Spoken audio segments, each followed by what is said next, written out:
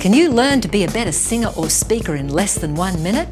I'm Zelda with loveyourvoice.coach. Let's find out. Avoid clearing your throat. Coughing is a basic reflex when you have inflamed or blocked airways. However, if you find that you are coughing constantly, you may have picked up a bad habit, and habitual throat clearing can lead to vocal damage. Luckily, you can easily reduce your coughing with focus and practice. First, become aware of how often you need to clear your throat. Count how many times per hour you are clearing your throat and then try to reduce that number. Next, see if there are any foods that trigger your coughing. For example, whenever I would eat dairy, and particularly ice cream, I'd need to start clearing my throat. When I avoided these foods, I eliminated my habitual throat clearing.